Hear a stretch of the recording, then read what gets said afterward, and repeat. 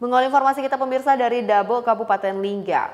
Pemkab Lingga menggelar rapat koordinasi bersama Forkompinda dan OPD terkait guna menyikapi mudik lebaran pada Hari Raya Idul Fitri di tahun ini. Selain itu, rapat koordinasi juga membahas tentang pelaksanaan sholat Id di tengah masa pandemi COVID-19 ini. Saat ini sedangkan untuk pendidikan diputuskan agar proses belajar mengajar akan digelar secara daring. Menghadapi persiapan masuknya Hari Raya Idul Fitri 1442 Hijriah tahun ini, pemerintah Kabupaten Lingga menggelar rapat koordinasi dengan pihak Forum Komunikasi Pimpinan Daerah dan beberapa OPD terkait. Rapat koordinasi yang digelar di Gedung Daerah Dabo Singkep Kabupaten Lingga pada Rabu 28 April 2021 tersebut dipimpin langsung oleh Bupati Lingga Muhammad Nizar. Dalam jalannya rapat koordinasi hari itu, Muhammad Nizar mengatakan kalau terkait dengan mudik lebaran tahun ini dan juga masih adanya pandemi COVID-19, Pemkab Lingga mengikuti dan mengadopsi surat edaran dari pihak pemerintah Provinsi Kepulauan Riau yang diteruskan kepada OPD sampai ke tingkat camat, kelurahan, dan kepala desa yang ada di Kabupaten Lingga.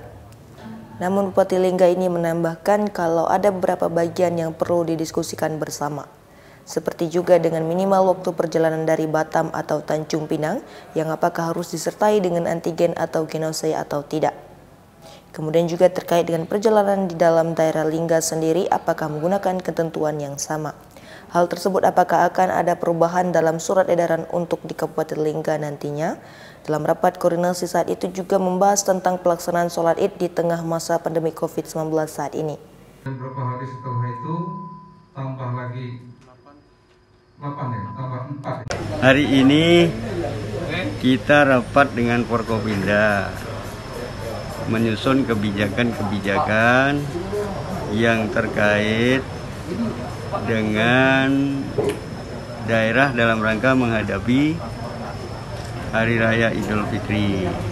Tentu tadi sudah diputuskan kebijakan-kebijakan tersebut akan dituangkan dalam surat edaran. Nah, tentu mengacu pada aturan-aturan yang lebih tinggi, mungkin aturan dari Menteri Agama, dari Fatwa MUI, dan seterusnya.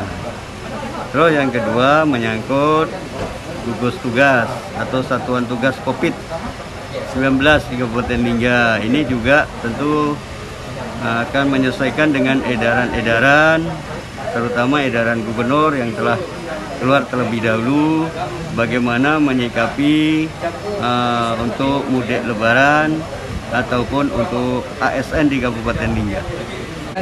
Untuk pendidikan tadi sudah diputuskan sampai dari hari ini sampai lebaran itu menggunakan belajar di rumah atau daring.